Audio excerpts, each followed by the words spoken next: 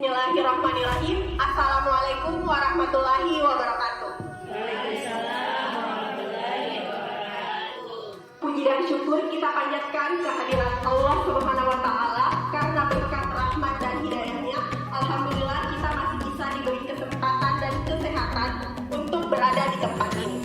Salam dan salawat tidak lupa kita panjatkan kepada Nabi Muhammad SAW, Nabi yang telah membawa kita dari alam gelap gulita ke alam terang benderang. Pertama-tama kami mengucapkan terima kasih banyak kepada Bapak dan Ibu Guru yang telah meluangkan waktunya pada kesempatan hari ini untuk menjadi peserta pada acara workshop yang akan kami laksanakan sebentar.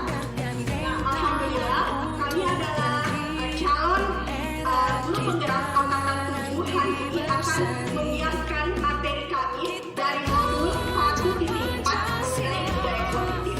Jadi sebentar Bapak dan Ibu akan ada beberapa materi yang akan kami paparkan sebanyak 7 materi yang akan kami menjadi pagi menjadi juga. Nah, sesi pertama itu akan ada pembacaan materi, kemudian sesi kedua adalah sesi tanya jawab. Jadi sekiranya sebentar Bapak dan Ibu bisa mengajukan pertanyaan kepada kami terkait materi yang akan kami bawakan sebentar. Untuk itu, pertama hal yang kedua yang ingin saya sampaikan bahwa kami di sini tidak maksud menggurui Bapak dan Ibu. Ilmu yang kami miliki juga mungkin lebih banyak ilmu yang Bapak dan Ibu miliki. Pengalamannya juga mungkin masih banyak pengalaman yang belum saya alami dan Bapak Ibu guru juga alami. Jadi saya tekankan di sini bahwa kebetulan kami mendapatkan materi lebih dahulu dibandingkan Bapak dan Ibu, sehingga pada hari ini kami akan mencoba memaparkan materi. Jadi saya persilakan kepada pemateri pertama, yaitu Ibu Jumriyati Basir untuk memaparkan materinya. Assalamualaikum warahmatullahi wabarakatuh. Terima kasih saya ucapkan kepada Bapak Ibu yang menyempatkan diri pada acara kami, yaitu memaparkan aksi nyata kami pada modul 1.4 budaya positif. Selamat datang pada guru hebat. Mari belajar bersama kami, dan kami di sini sebagai guru yang lebih hebat daripada Bapak dan Ibu. Selamat datang para guru-guru hebat. Kami di sini mengajak Bapak dan Ibu untuk saling berkolaborasi dan saling mendukung untuk memajukan profil pelajar Pancasila pada sekolah kami. Adapun materi yang akan kami bahas pada aksi nyata kali ini, yang pertama itu tentang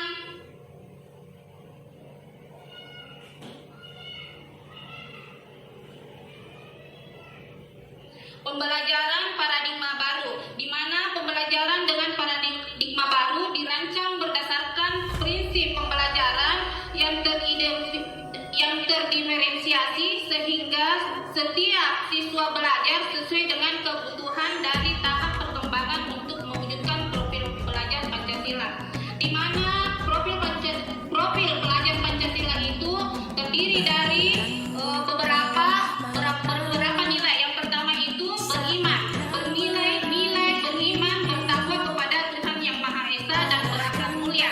Yang kedua itu mandiri. Yang ketiga bernalar kritis. Yang keempat berkebinekaan global. Yang keenam bergotong royong. Yang ketujuh kreatif.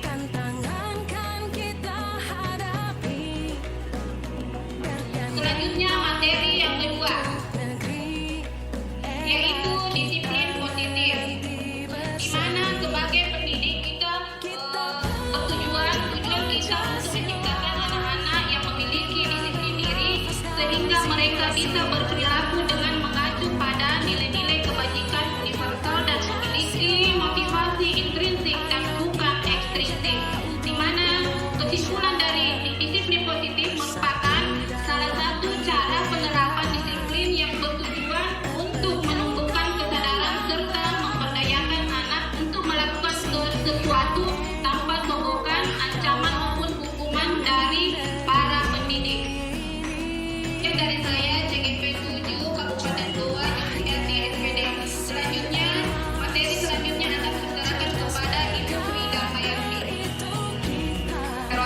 Assalamualaikum warahmatullahi wabarakatuh.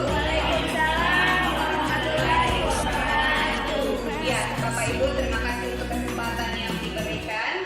Pada kesempatan kali ini saya akan memaparkan tentang materi pada modul 1.4, yaitu kebutuhan dasar manusia. Sebelumnya, perkenalkan, nama saya Sri Darmayanti SPD, calon guru penggerak angkatan 7 dari SMP 1 Bontomaranu, Kabupaten Goa.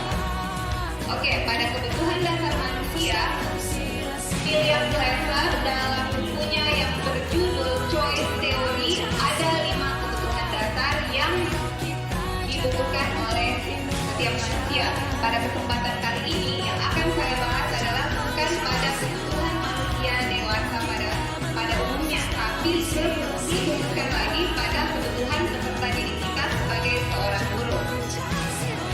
Yang pertama adalah kebutuhan untuk bertahan hidup atau survival. Kebutuhan bertahan hidup merupakan kebutuhan yang bersifat fisiologis untuk bertahan hidup, misalnya pada kesehatan, makan, dan rumah tempat tinggal. Nah, di sini saya punya study case. Yang pertama adalah apabila di sekolah ada anak yang selalu meminta bekal makanan kepada temannya dan diketahui ternyata anak tersebut melakukan karena kelaparan, berarti hal tersebut terjadi karena orang tuanya tidak memberikan bekal makanan.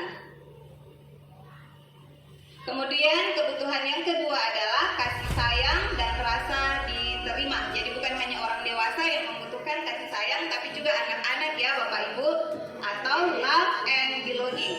Pada umumnya anak-anak memiliki dasar kasih sayang dan rasa diterima yang tinggi. Sama juga seperti kita orang dewasa, kita butuh dikasayangi, dikasihi, begitu pun juga kepada anak-anak. Bahkan menurut saya sendiri, anak-anak itu malah harus lebih disayangi lebih dari orang dewasa.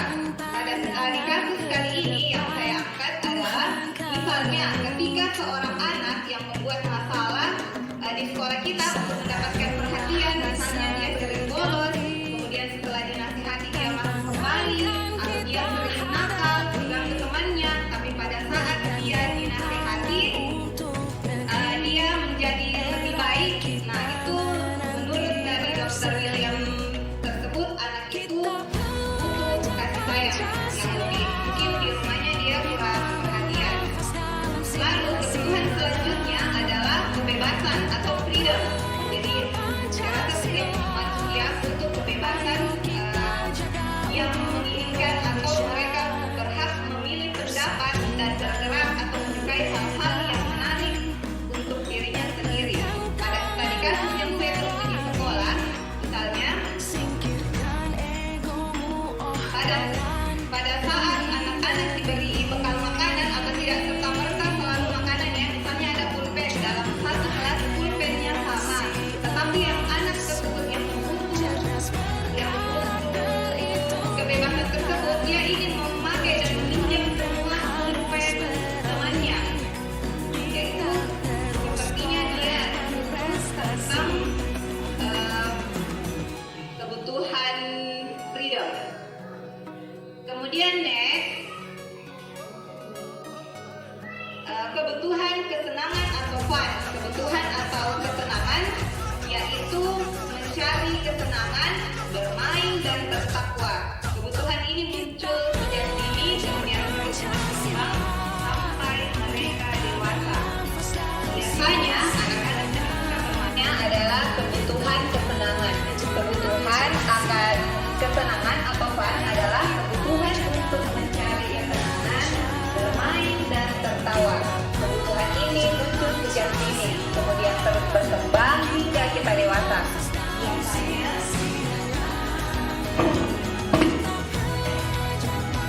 Biasanya anak-anak suka bermain. Saat mereka bermain, mereka secara tidak langsung mempelajari keterampilan hidup yang penting. Adapun contoh tadi kasus yang biasa kita jumpai di sekolah adalah, lalu kebutuhan dasar terakhir menurut Dr. William adalah penguasaan atau power.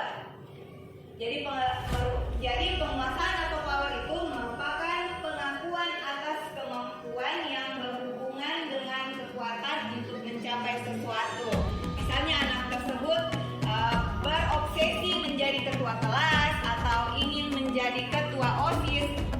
Dari kasus yang biasa kita jumpai di sekolah adalah anak yang merasa hebat serta mengganggu temannya karena temannya menjadi takut dan menuruti keinginannya. Nah, maka anak tersebut bisa disimpulkan bahwa kebutuhan dasar yang harus dipenuhi adalah kebutuhan kekuasaan.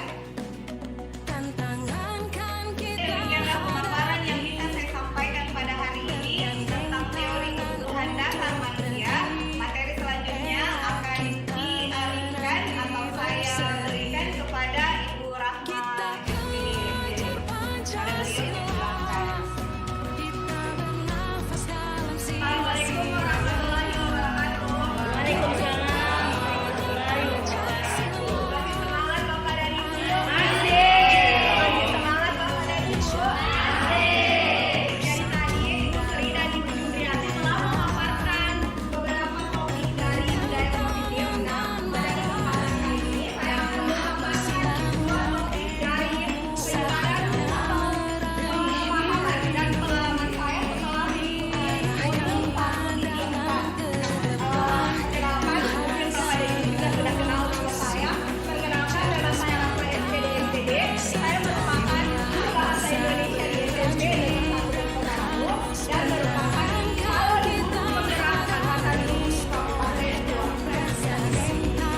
Jawa Barat. Nah, materi tadi yang telah Ibu Sri dan Ibu Jumriyati paparkan sebenarnya total dari materi kami itu Bapak ada 7.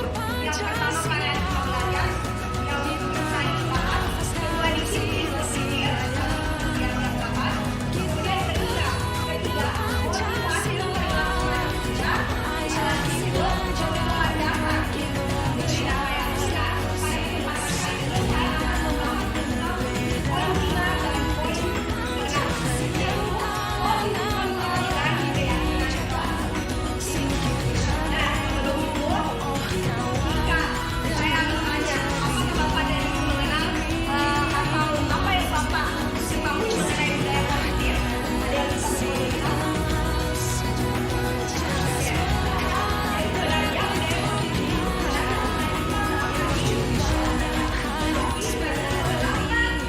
Ya. Jadi sebenarnya budaya positif gangguan dalam kehidupan kecanduan siswa terhadap game dan HP-nya itu membuat budaya positif kita di sekolah lama-kelamaan semakin terkikis.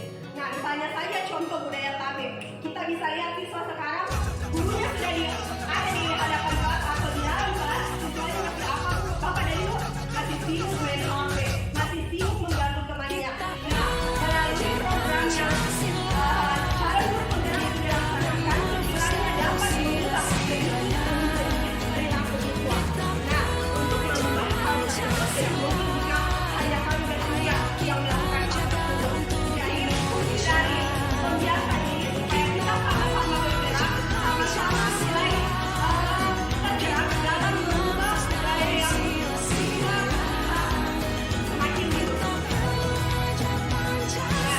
Salah satu pemikiran Bapak itu hadir dalam hamba yaitu seorang guru harus berhamba kepada siswa. Nah, karena menghamba ini jika diartikan sebagai makna sebenarnya berarti kita harus jadi bawahan siswa. Itu sebenarnya. Tetapi ternyata arti tersebut salah. Arti dari menghamba kepada siswa artinya guru harus mengetahui kebutuhan siswa di dalam kelas. Karena bisa kita ketahui bahwa kebutuhan siswa itu berbeda-beda. Ada yang suka bergerak, jadi misalnya kalau siswa yang suka banyak sekali tingkahnya, kebetulan di kelas saya sudah memberikan tugas lain. Jadi tugas antara siswa satu dan siswa lain itu berbeda. Nah, itu artinya menghamba kepada siswa. Artinya kita sebagai guru harus mengetahui kondisi siswa. Selanjutnya, tugas seorang guru itu bukan membentuk, akan tetapi menuntun anak sesuai dengan kodrat alam dan kodrat zamannya. Nah, arti dari kodrat alam maksudnya asalnya siswa itu dari mana? Misalnya ada siswa pindahan, pasti otomatis watak dari siswa pindahan dan siswa asli orang Makassar itu akan berbeda. Jadi itulah tugas kita sebagai guru untuk mengetahui bagaimana karakteristik siswa kita tersebut. Nah, kalau menurut kodrat zamannya, artinya kita harus berkembang. Kita harus meninggalkan cara mengajar yang terlalu monoton, di mana kita yang lebih aktif di dalam kelas dibandingkan siswanya. Jadi Sebaiknya siswa dan guru harus berkolaborasi di dalam kelas. Misalnya, guru menciptakan media pembelajaran yang menarik di kelas. Itu artinya kebersamaan. Jadi kita sebagai guru harus mengetahui atau ikut andil dalam proses pembelajaran sehingga pembelajaran kita menyenangkan di dalam kelas. Nah, pemikiran Bapak Ki Hajar Dewantara inilah yang menjadi dasar atau akar dari budaya positif itu sendiri. Sehingga budaya positif dapat diartikan sebagai nilai-nilai, keyakinan, dan kebiasaan yang berpihak pada murid. Selanjutnya, 5 kontrol posisi guru. Nah, sebelum saya menjelaskan, saya akan memutarkan video. Bapak dan Ibu bisa memperhatikan video yang akan saya putar.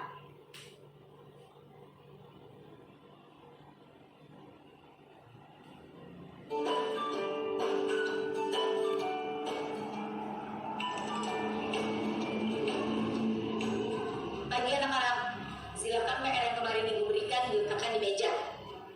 Anjang, kamu sudah mengerjakan belum? Belum mengerjakan saya, Bu. Kamu selalu ya nggak ngerjain PR. Sekarang kamu duduk di depan, lalu tulis. Saya berjanji tidak akan mengulangi lagi. Saya berjanji akan berusaha menjadi murid yang rajin belajar sampai pelajaran saya selesai.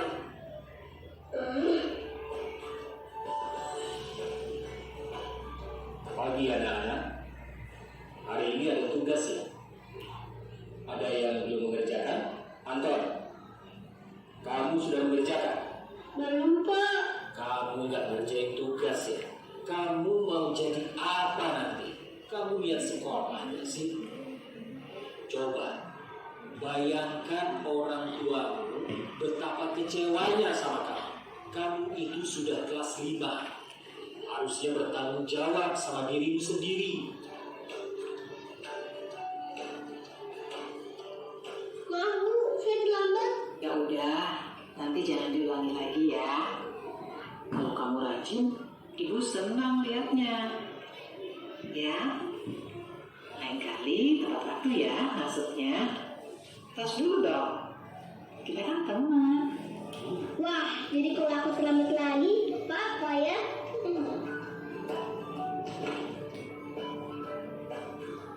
Kamu kok nggak pakai baju olahraga? Bapak catat, kamu sudah 3 kali loh nggak ikut olahraga bulan ini. Iya, Pak. Sudah 3 kali berarti saya dapat sanksi, Pak.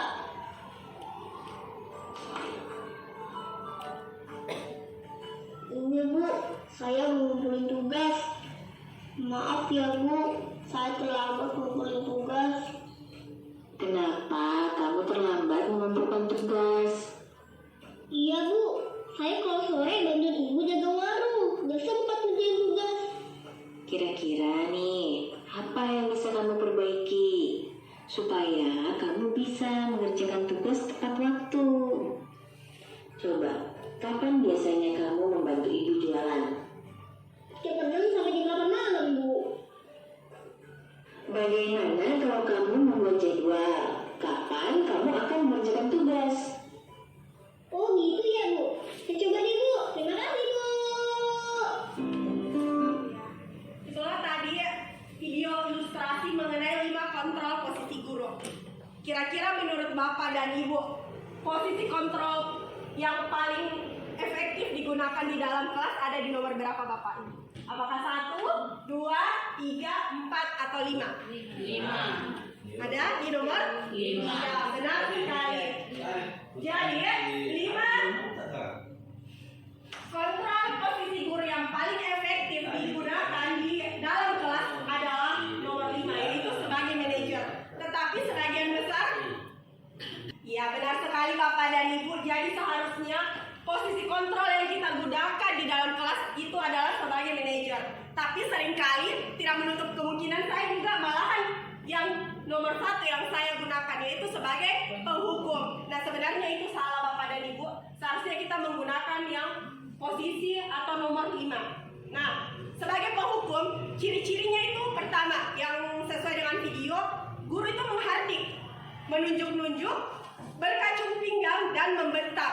Nah, hukumannya itu bisa verbal dan fisik. Nah, tentunya dampak yang diberikan juga sangat tidak baik. Yang pertama, menjadi pendendam.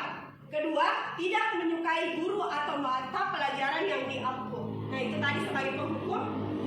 Selanjutnya, sebagai pembuat rasa bersalah. Jadi seringkali kita mungkin tanpa sengaja membuat siswa itu bersalah. Nah, ciri-cirinya itu suara cenderung melembut, namun kata-katanya menyalahkan murid. Kedua, guru akan menyatakan hal-hal yang merasa kesalahan itu ada semuanya pada murid. Nah, dampaknya yang pertama yaitu membuat murid merasa bersalah dan rendah hati dan menarik diri dari lingkungan. Selanjutnya sebagai teman. Nah, untuk sebagai teman juga seringkali saya mengaplikasikannya ini di dalam kelas dan ternyata posisi ini kurang efektif jika diterapkan di dalam kelas. Ciri-cirinya, suara guru itu ramah. Kedua, cenderung bersendau gurau untuk menghangatkan suasana. Nah, dampaknya itu murid akan bergantung kepada satu orang. Artinya muridnya itu hanya akan menyukai kita. Jadi jika ada guru lain yang intonasi suaranya itu sudah besar, sudah marah-marah, maka siswa tidak akan tertarik untuk belajar mata pelajaran guru tersebut. Kemudian, murid tidak mandiri dan tidak bisa berpikir untuk diri sendiri. Nah, sebagai pemantau, ini juga sebenarnya bagus, tetapi saya tekankan yang paling bagus itu manajer. Nah, ciri-ciri yang sebagai pemantau yaitu bersuara datar, tidak emosional, tidak bersendau gurau atau menggunakan suara tinggi. Pemantau perlu senantiasa memantau pada saat diberikan sanksi, maka guru harus selalu mengawasi. Nah, dampaknya murid tidak sepenuhnya mandiri. Nah, sebagai manajer, ciri-cirinya itu bersuara netral, tidak emosional, tidak terlalu ramah dan tidak bernada tinggi. Dan guru akan dengan tulus mengajukan pertanyaan bermakna. Nah, sebagai manajer ini sebentar ada kaitannya dengan materi yang akan disampaikan oleh Ibu Sri. Sedangkan dampaknya yaitu murid merefleksi kesalahannya. Kedua, percaya diri dan dapat memecahkan masalah. Jadi saya tekankan ulang Bapak dan Ibu bahwa posisi 5 adalah posisi yang paling baik jika kita menerapkannya di dalam kelas. Jadi kita tidak sebagai teman, tetapi kita juga tidak sebagai musuh. Kita bersikap netral. Jadi saya ulang sebagai manajer. Nah, topik kedua yang saya bahas yaitu mengenai keyakinan kelas. Mungkin keyakinan kelas sama perjanjian kelas yang biasa kita sepakati bersama.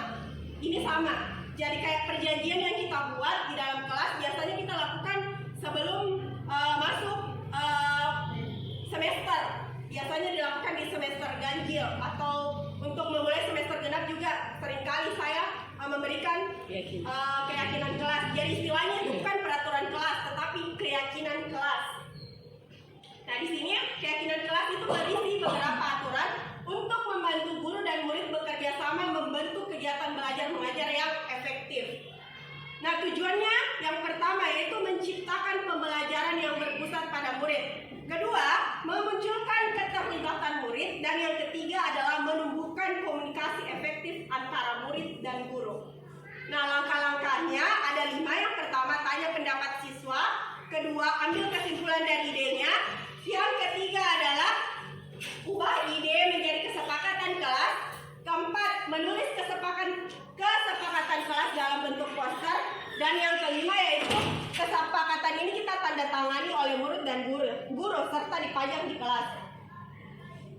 Nah, ini salah satu contoh kesepakatan kelas yang kebetulan baru saya rancang, belum saya aplikasikan di dalam kelas. Jadi ini adalah salah satu contohnya, ada 7. Misalnya contoh 1 yaitu mengamalkan ajaran agama untuk kebaikan bersama.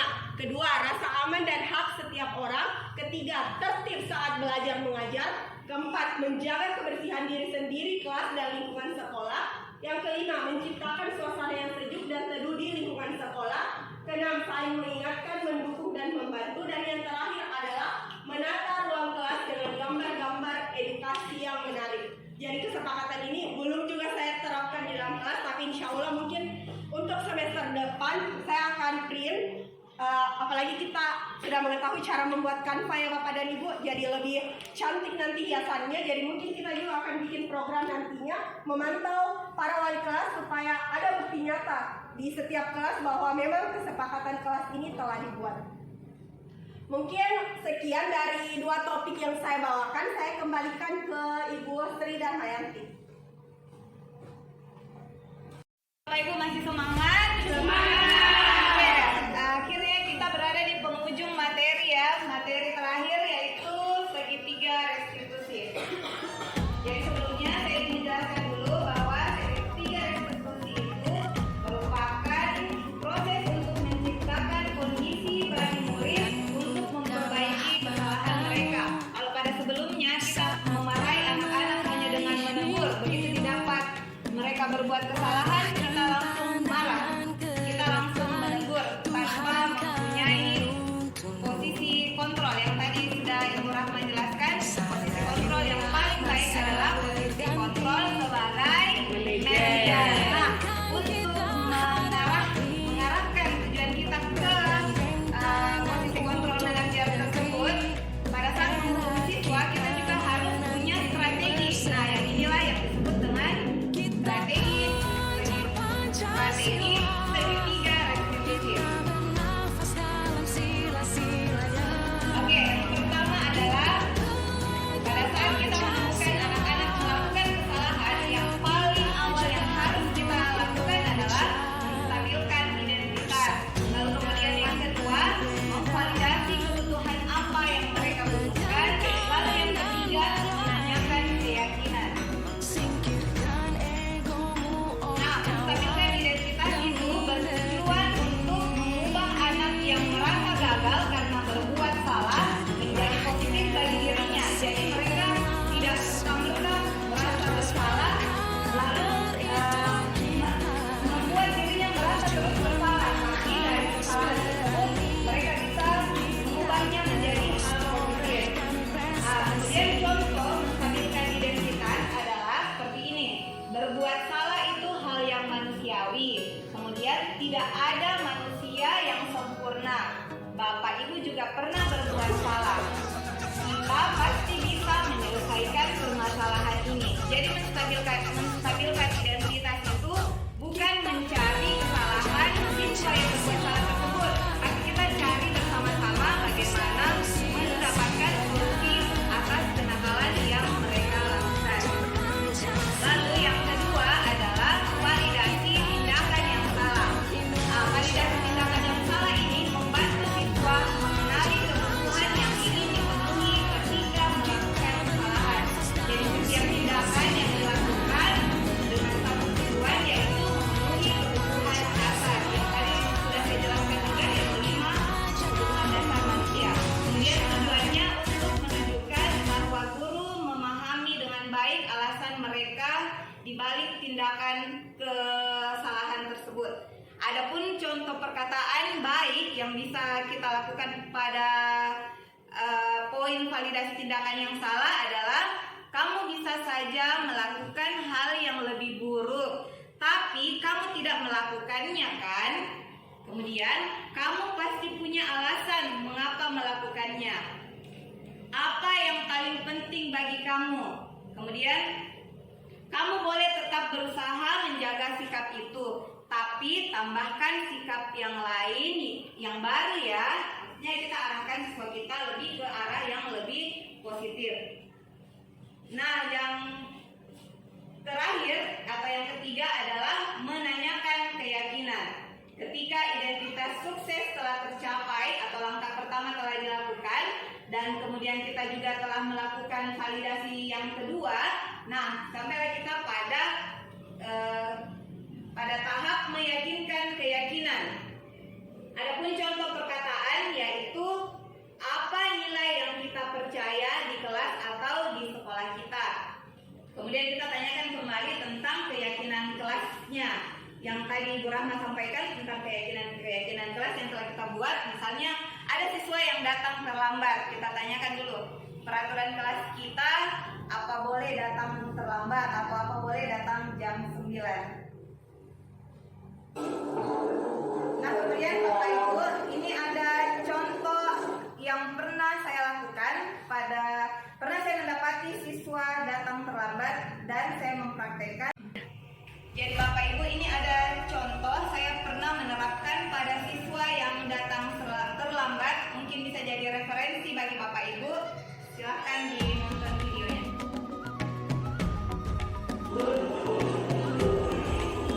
Ada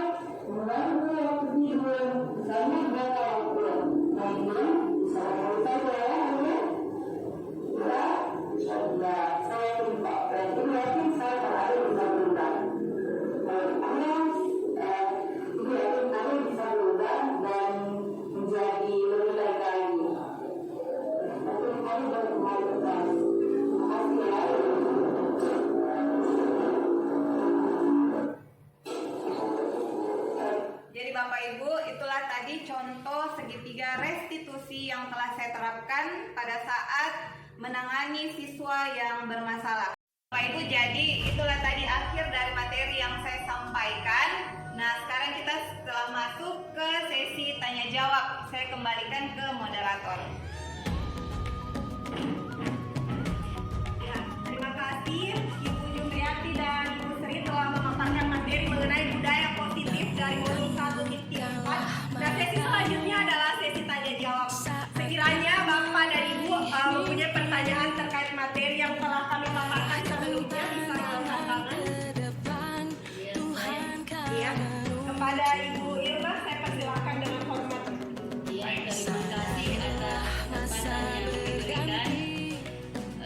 Jadi setelah saya menyimak dari pemaparan GGP tadi, yang ingin saya tanyakan tentang bagian segitiga restitusi. Yang ingin saya tanyakan, apa fungsi dari menstabilkan identitas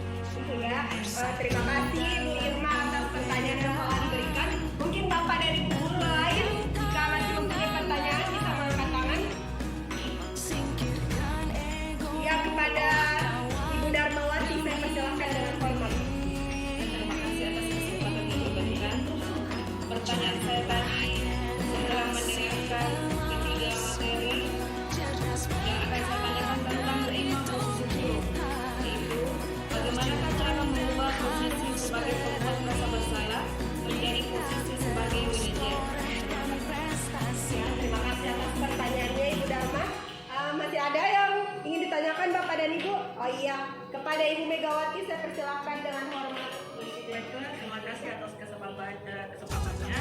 Yang ingin saya tanyakan yaitu mengenai tentang profil pelajar.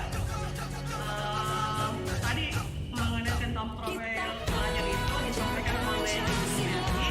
Yang saya ingin tanyakan yaitu bagaimana cara mengembangkan profil pelajar Pancasila. Terima kasih. Terima kasih atas pertanyaannya Bapak dan Ibu. Nah, kami kami akan mencoba menjawab pertanyaan dari Bapak dan Ibu. Ada 3 pertanyaan.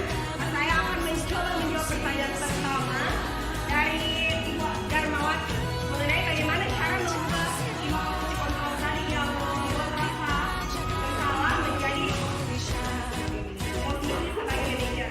Nah, kembali ini ada kaitannya dengan segitiga restitusi. Jadi saya ulang, ada kaitannya dengan segitiga restitusi. Jadi saya telah paparkan tadi bahwa dari 5 posisi kontrol guru yang paling bagus diterapkan di dalam kelas itu adalah posisi yang manajer. Jadi telah dipaparkan sebelumnya bahwa segitiga restitusi ini ada 3 bagian. Pertama, yang menanyakan keyakinan, menstabilkan identitas, validasi kebutuhan, dan menanyakan keyakinan. Jadi ada kaitannya Ibu. Jadi kita harus kembali sesuai dengan video tadi yang telah ditampilkan, kita harus menstabilkan identitas siswa, kemudian validasi apa kebutuhannya siswa, dan terakhir yaitu menanyakan keyakinan. Nah, menanyakan keyakinannya ini juga ada kaitannya dengan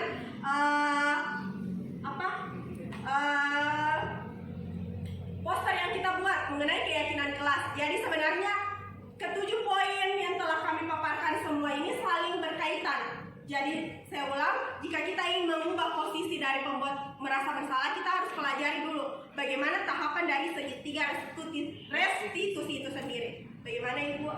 Ya, sudah cukup. Ya, terima kasih Bu. Selanjutnya pertanyaan kedua, siapa? Ibu Sri akan menjawab pertanyaan dari Ibu Irma. Saya persilahkan kepada Ibu Sri.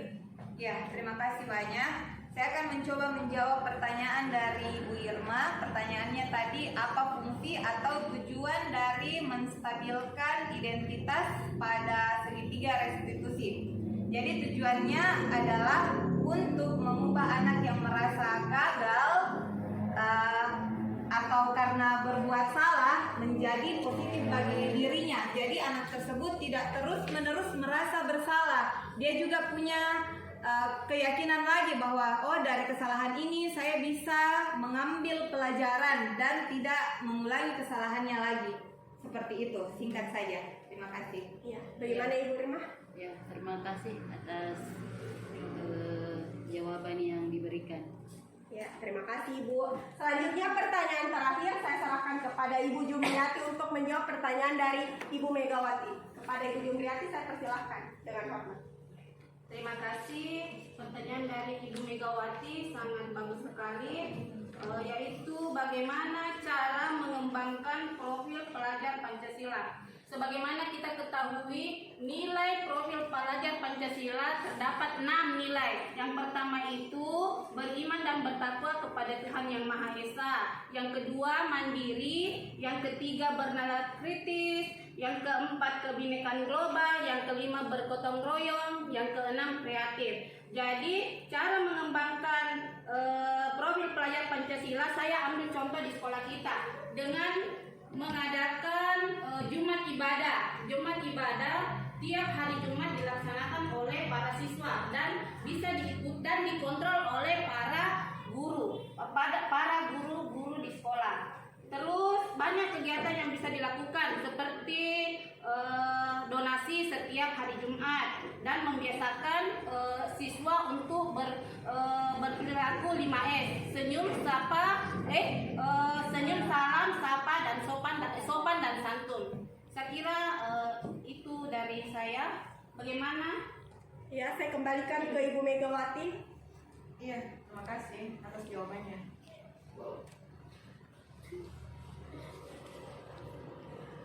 Oke, jadi alhamdulillah workshop yang telah kami lakukan dari CGP Angkatan 7 Kabupaten Goa berjalan lancar. Kami mengucapkan terima kasih banyak Bapak dan Ibu telah meluangkan waktunya. Pasti saya tahu bahwa Bapak dan Ibu memiliki kesibukan. Jadi kami mengucapkan terima kasih banyak atas kesempatan yang telah diberikan sehingga kami telah memaparkan 7 pembahasan terkait aksi nyata modul 1.4 mengenai budaya positif. Demikianlah presentasi dari kami CGP Angkatan 7 Kabupaten Goa dari SMP Negeri 1 Gonto Maranu. Kurang dan lebihnya mohon dimaafkan. Wassalamualaikum warahmatullahi wabarakatuh. Waalaikumsalam.